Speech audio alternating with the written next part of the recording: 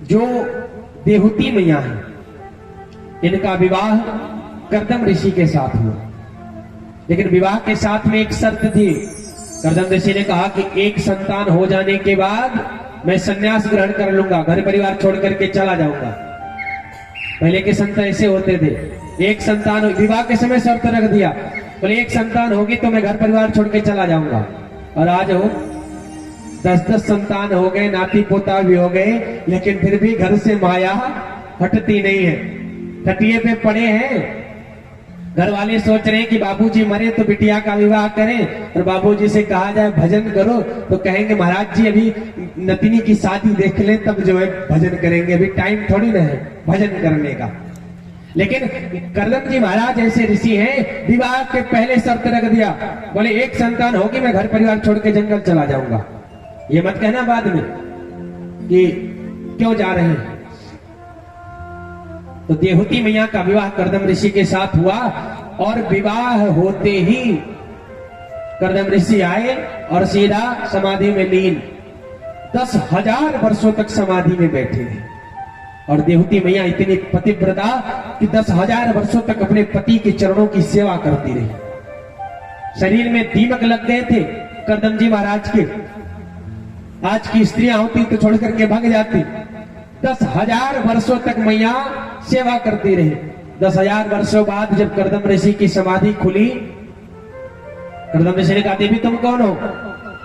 मैया ने कहा प्रभु आप हमें नहीं पहचान रहे। अरे मैं आपकी अर्धांगिनी, मैं मनोजी महाराज की पुत्री हूं।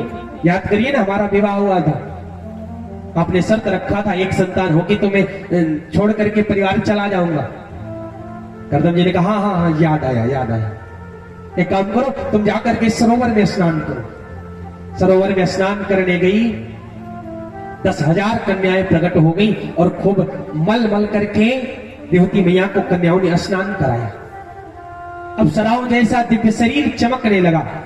कर्दम ऋषि ने संकल्प लिया तो दिव्य विमान प्रकट हुआ, और विमान में बैठ करके इन लोगों ने भोग और विलास किया, और उसके फलस्वरूप 9 कन्याओं का जन्म हुआ। कितनी कन्याओं का? 9 कन्याओं का। 9 कन्याएं हुई तो कर्दम जी घर परिवार छोड़ के जाने लगे। तो देवती मैया ने रोका कि प्रभु अरे मेरा अवलंब क्या होगा? आपने एक पुत्र की बात कही थी, अभी ये तो कन्याएं हैं, बेटियां पराई होती हैं। अरे आज है कल को दूसरे के घर चली जाएंगी, एक पुत्र हो जाए फिर जाइए ना।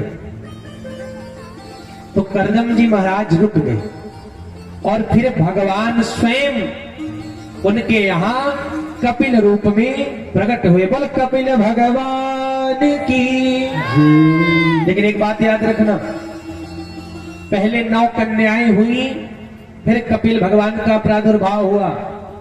अर्थात जब तक हमारे जीवन में नवधा भक्ति नहीं आएगी तब तक भगवान मिलने वाले नहीं हैं। जब तक जीवन में नवधा भक्ति नहीं आएगी तब तक आप सोचो भगवान मिल जाए। अच्छा नवधा भक्ति क्या है? गोस्वामी जी लिखते हैं प्रथम भगति संकर संगा, प्रथम भगति संकर संगा, प्रथम भगति संकर संगा, प्रथम भगति संकर संगा, दूसरी मम प्रसंगा, दूसरती मम प्रसंगा, दूसरती मम प्रसंगा। प्रथम भक्ति क्या है? बोले पहली भक्ति है संतों का संग। प्रथम भगति संतन करी संगा, और दूसरी रतिमम कथा प्रसंगा। पहली भक्ति कि हम संतों का संग करें, संत का मिलन हो, और दूसरी बोले भगवान की कथा हम श्रवण करें। गुरुपद पंकज सेवा, तीसरी भक्ति अमान, चौथी भक्ति मम गुण गण करहि कपट तजीगा। तीसरी भक्ति क्या है? बोले गुरु के चरणों की सेवा करना, माता पिता के चरणों की सेवा करना क्या है? बोले तीसरी भक्ति है। और चौथी भक्ति क्या है? बोले मेरे गुण का गान करना। लेकिन गुण का गान करना ऐसे नहीं, झाड़ी कपट जंजाल, जो हमारे मन के जो कपट है ना, कपट ईर्ष्या द्वेष, इन सबको दूर रख करके तब भगवान के गुण को गाना है। वह क्या हो गई? बोले चौथी भक्ति। और पांचवी क्या है? मंत्र जाप मग दृढ़ विश्वासा, मंत्र जाप मग दृढ़ विश्वासा, मंत्र जाप मग दृढ़ विश्वासा, मंत्र जाप मग दृढ़ विश्वासा, पंचम वदन से दृढ़ प्रकाशा, पंचम वदन से दृढ़ प्रकाशा। मंत्र जाप मम दृढ़ विश्वास। मंत्र का जाप करना है भगवान का, लेकिन कैसे? ऐसे ही नहीं कि बैठ करके और राम राम राम राम कर रहे हैं, नहीं। मंत्र जाप मम दृढ़ विश्वासा, भगवान के ऊपर विश्वास करके। अभी कह रहा था ना विश्वास की बात, भगवान का जाप करो तो विश्वास से, क्योंकि शास्त्र कहते हैं विश्वासम फलम दायकम। जब हमारा विश्वास परिपूर्ण होता है तो हमें फल प्राप्त होता है। परमात्मा के ऊपर विश्वास करके मंत्र का जाप करो। अरे प्रहलाद जी क्या करते थे हो?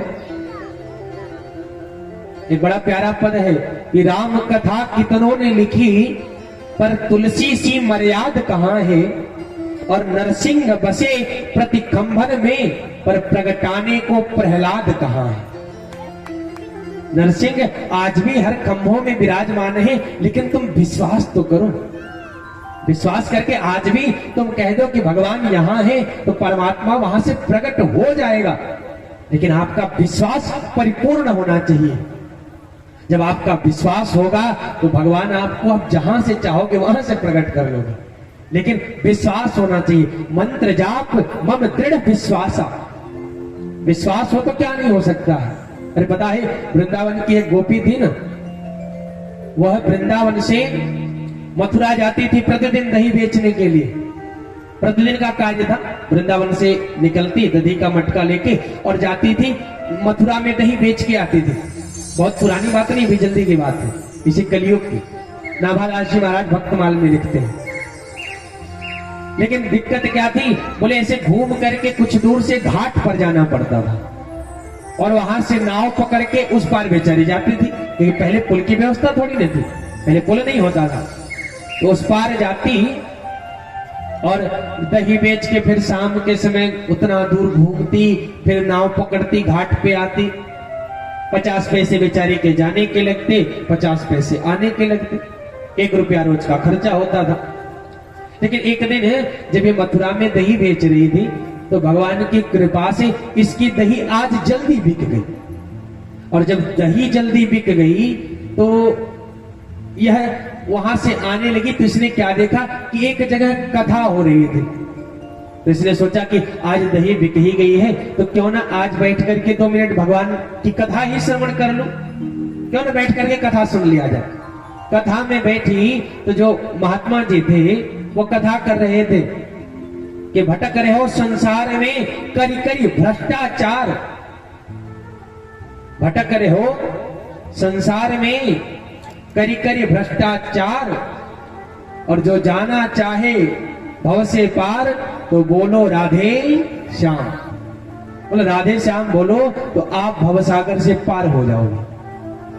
अब देखिए इसका विश्वास, उस महात्मा जी के शब्दों पर इसका विश्वास हो गया। और जब वहां से कथा सुन के ये निकली तो इसने सोचा कि मैं फालतू का नाव का पैसा बर्बाद करती हूँ, एक तो घूम के जाना पड़ता है। अरे जब राधे श्याम कहने से व्यक्ति भवसागर पार हो सकता है, तो क्या जमुना में नहीं पार हो जाऊंगी। क्या जमुना नहीं पार हो जाऊंगा? राधे श्याम कहते हुए जमुना में प्रवेश कर गई। और विश्वास का फल भगवान देख रहे थे। भगवान ने कहा आज अगर ये जमुना में डूब गई ना तो नाक कट जाएगी। भगवान ने कहा कि तू विश्वास करके प्रवेश की है तो जा। जैसे पृथ्वी पे चलती थी उसी तरह जमुना के जल पे राधे श्याम कहते हुए उस पार हो गई। अब तो इसका अच्छा हो गया क्योंकि घूम के जाना पड़ता था, 50 पैसे लगते भी थे। अब रोज ये राधे श्याम कहते हुए घुस जाए और सीधा इस पार आ जाए, फिर बेच के राधे श्याम कहते फिर इस पार से। 1 महीने बीत गए। अब 1 महीने बाद इसके मन में विचार आया कि 1 महीने में मेरे तो बहुत सारे पैसे बच गए और काफी समय भी बचा क्योंकि घाट पे घूम के जाना पड़ता था। तो क्यों न जिस गुरुजी ने इतना प्यारा मंत्र बताया है उन गुरुजी के पास चलूं और उनको थोड़ा अपने घर पे बुला के और थोड़ा सा भोजन करा दूं। क्यों न चलूं? गई गुरुजी से कही गुरुजी मैं चाहती हूं कि आप हमारे घर थोड़ा सा प्रसाद पालें। गुरुजी ने कहा ठीक है जरूर पालेंगे। एक काम करना सुबह तुम मुझे लेने आ जाना क्योंकि मैंने तुम्हारा घर नहीं देखा है। बोले ठीक है गुरुजी मैं आ जाऊंगी। तो प्रातः काल उठी, जल्दी जल्दी इसने भोजन बनाया और भोजन बनाने के बाद पहुंच गई गुरुजी के पास। बोली गुरुजी चलिए ना भोजन तैयार हो गया है। गुरुजी को लेकर के आई, लेकर के आ रही थी तो गुरुजी ने सोचा कि घाट पे तो ले जा नहीं रही है क्योंकि जिधर से ये आती थी उधर से गुरुजी को ले जाना चाहती थी। लेकर के पहुंची। गुरुजी ने सोचा क्या पता यही नाव की व्यवस्था की हो, लेकिन जब पहुंचे गुरुजी तो क्या देखते हैं यहाँ कोई नाव नहीं, कुछ भी नहीं। अब इसने गुरुजी का हाथ पकड़ा और राधे श्याम कहते हुए जल में घुसने लगी। गुरुजी जैसे ही एक पांव अंदर डाले तो गले तक पानी। गुरुजी ने कहा अरे मर जाऊंगा, कहां लेकर के जा रही है? मर जाऊंगा, मेरा बेटा थाने में है, रिपोर्ट लिखवा दूंगा कल तेरे नाम से। अब ये जल के ऊपर आई तो राधे श्याम बोलना प्रारंभ की और गुरुजी से भी ये कहने लगी कि गुरुजी बोलो राधे श्याम, गुरुजी बोलो राधे श्याम, गुरुजी बोलो राधे श्याम, गुरुजी बोलो राधे श्याम, गुरुजी बोलो राधे श्याम।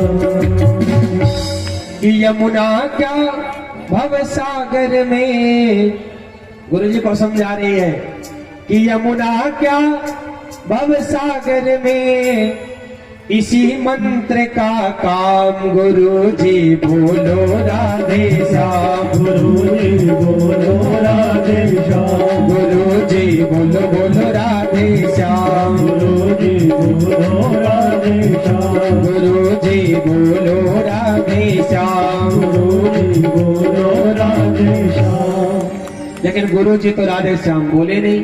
अब ये गुरुजी को खींचते हुए ले जाए और गुरुजी ने जब दृष्टि देखा कि ये तो पानी के ऊपर खड़ी है, गुरुजी ने कहा ओहो लगता है ये कोई चुड़ैल है, या तो वो ये डाइन है कि है चुड़ैल जादूगरनी अथवा पटमारिनी नार। लगता है ये कोई चुड़ैल है या फिर कोई डाइन है कि है चुड़ैल जादूगरनी अथवा बटमारिनी नार। यही सोच कर गुरुजी झट करने लगे पुकार, बचाओ राधावर घनश्याम, बचाओ राधावर घनश्याम, बचाओ राधावर घनश्याम, बचाओ राधावर घनश्याम, बचाओ राधावर घनश्याम, बचाओ राधावर घनश्याम।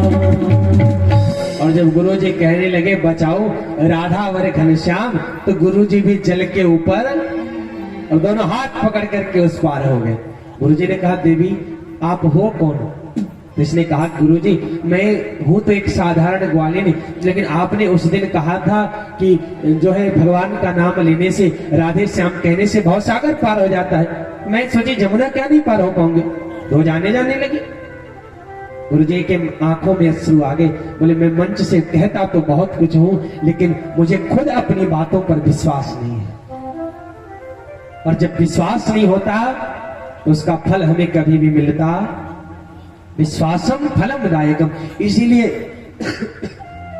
गोस्वामी जी कहते हैं कि मंत्र जाप मम दृढ़ विश्वास, विश्वास से मंत्र का जाप करो। आगे लिखते हैं कि सातव सम मोही मय जग देखा, सातव सम जही मय जग देखा, मोते संग संग देखा, मोटे संग अलग गए। सातवीं भक्ति क्या है? बोले मुझ में ही पूरे संसार को देखो और पूरे संसार में ही मुझको, किसी राम में सब जग जानी, श्री राम में सब जग जानी, करहु प्रणाम गुरु योग पानी, करहु प्रणाम गुरु योग पानी। सिय राम में सब जग जानी। सातवीं भक्ति क्या है?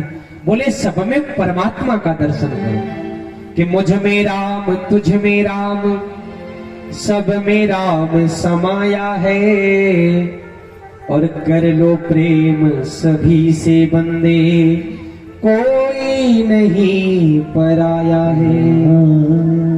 सबसे प्रेम करो क्योंकि सब में भगवान विराजमान है।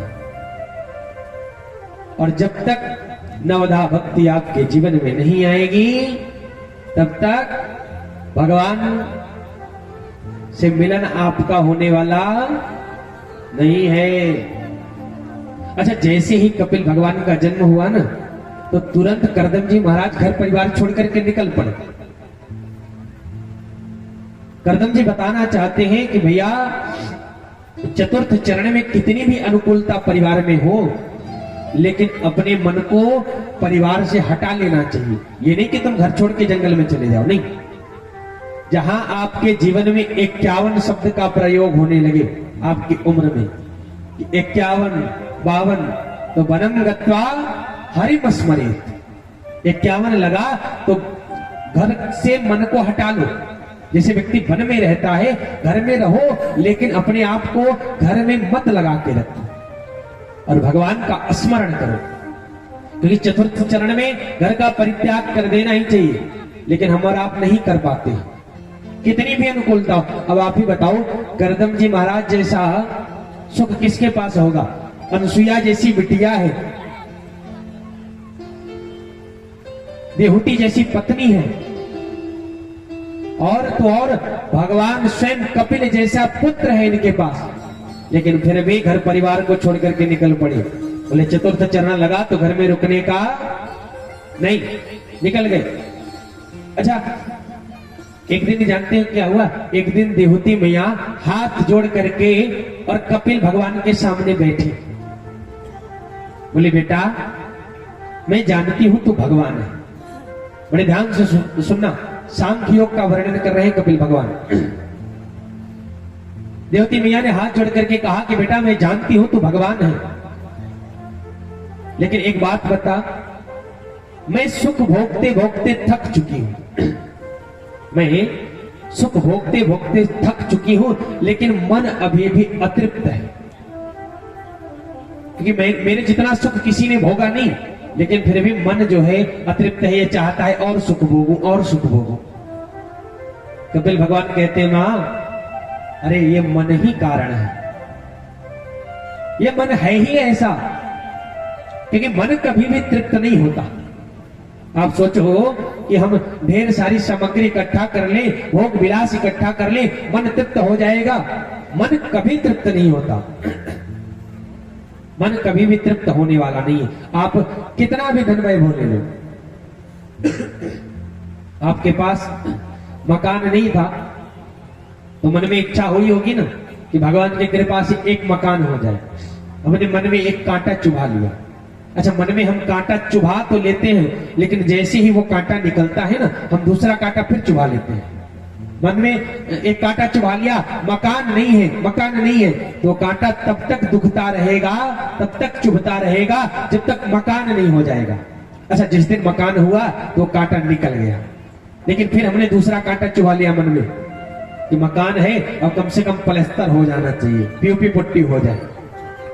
वो तब तक कांटा चुभता रहा जब तक जो है पीओपी पुट्टी नहीं हो गया, प्लास्टर नहीं हो गया। अच्छा, वो कांटा निकला, फिर दूसरा चुभा लिया हमने। अब गर्मी बहुत लगती है, एयर कंडीशन हो जाता तो बड़ा अच्छा रहता है कि नहीं।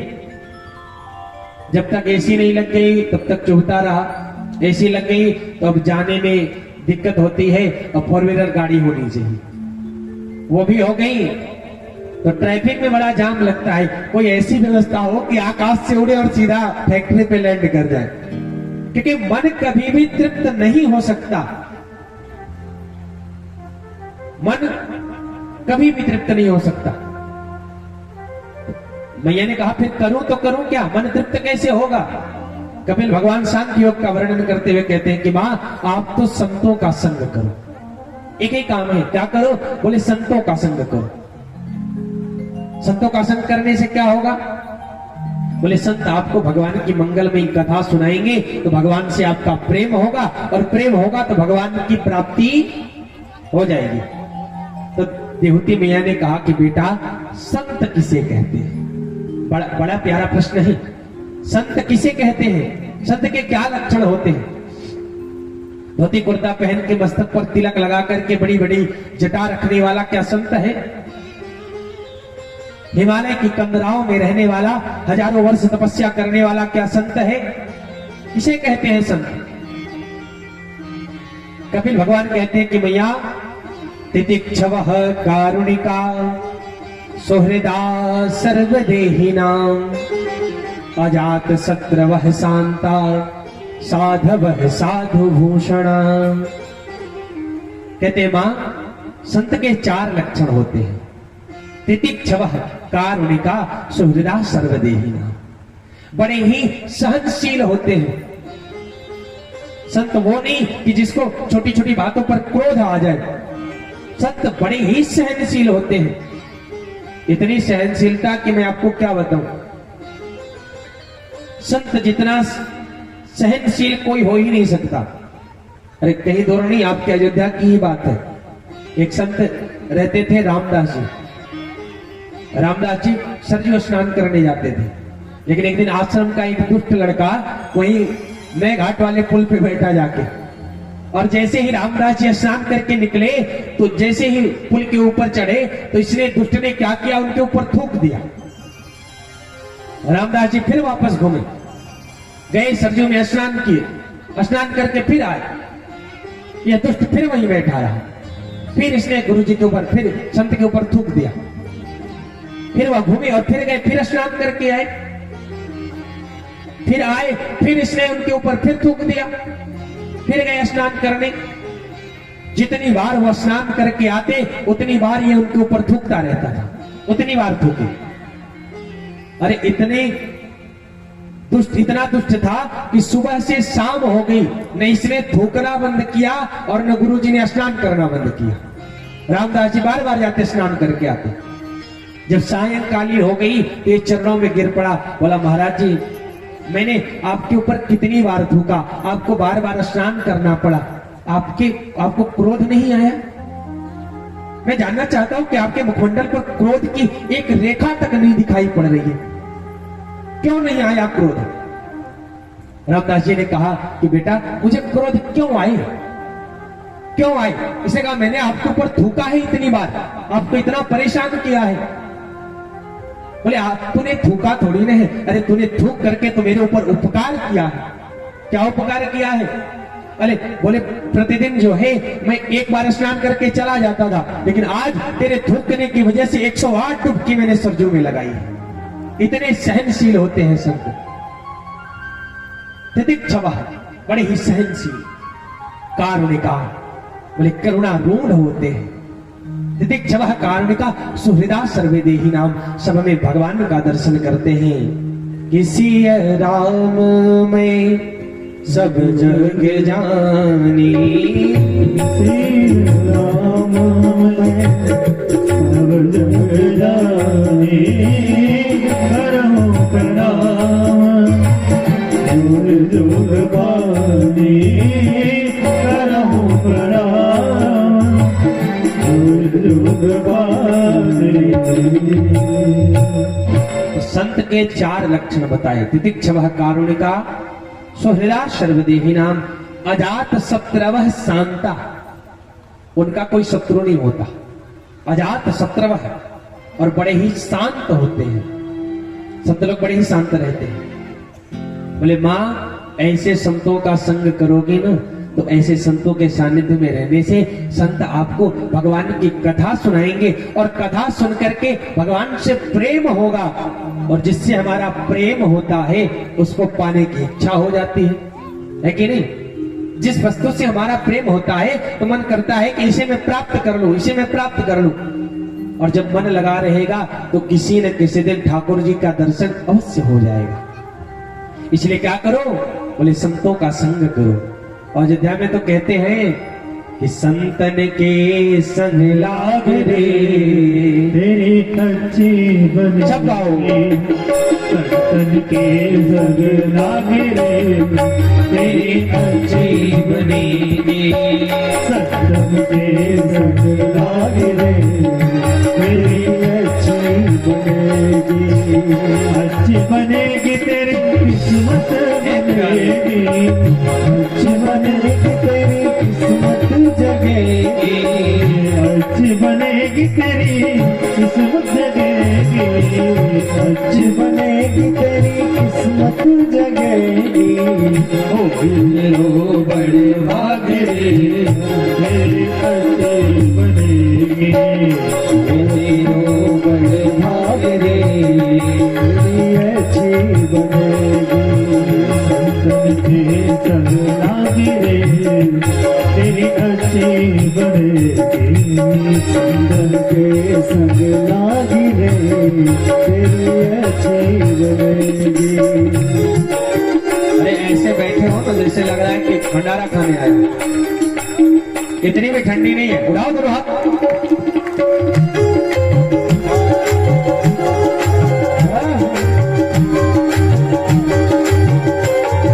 जय हो।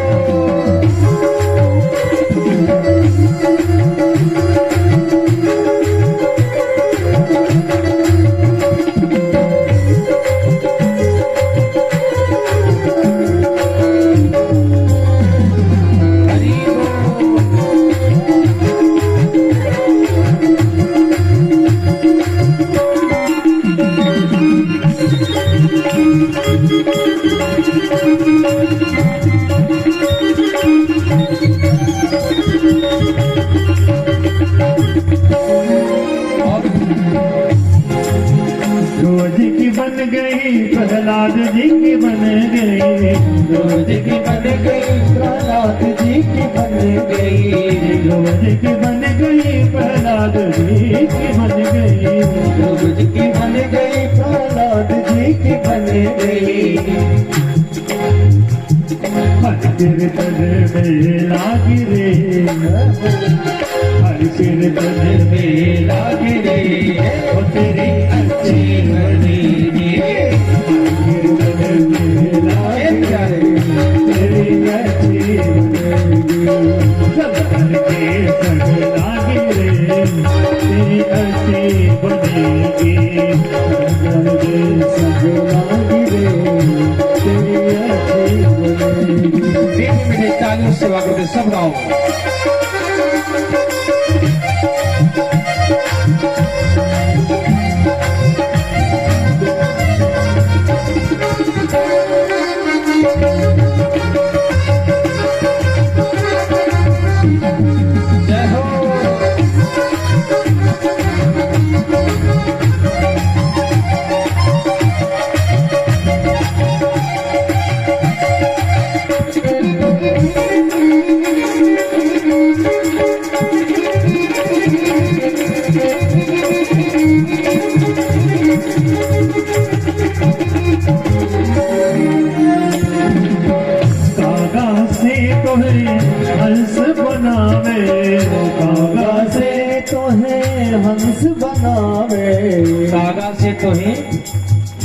हंस बना।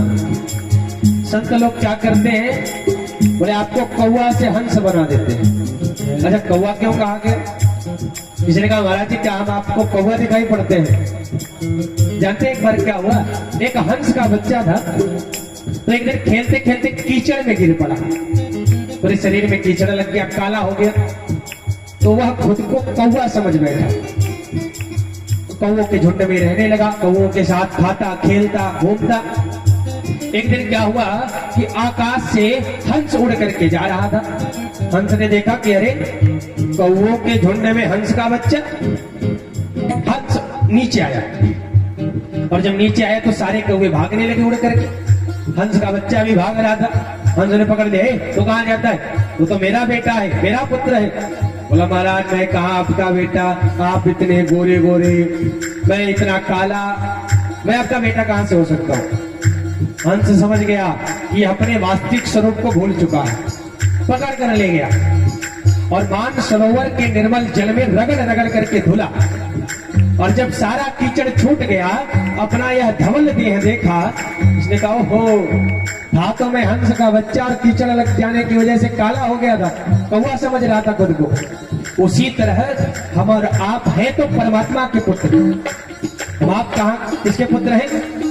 भगवान के, ईश्वर अंश जीव अविनाशी। लेकिन जब संसार में आए तो तू तेरा मैं मेरा का कीचड़ लगा लिया और इसी में रम गए। लेकिन जब कोई संत रूपी सदगुरु हमारे जीवन में आता है और ज्ञान की निर्मल गंगा में हमें रगड़ रगड़ करके धुलता है, तब हमें समझ में आता है कि हम तो परमात्मा के पुत्र। वही कह रहे हैं कि कागा से तो है हंस बनावे, कागा से तो है हंस बनावे, कागा से तो है हंस बनावे, कागा से तो है हंस बनावे। मिट गए दिल के दाग रे, मिट गए दिल के दाग रे, तेरी अच्छी बनेगी, तेरी सब लाग रे, तेरी अच्छी बनेगी, अच्छी बनेगी तेरी किस्मत जगेगी, अच्छी बनेगी तेरी किस्मत जगेगी।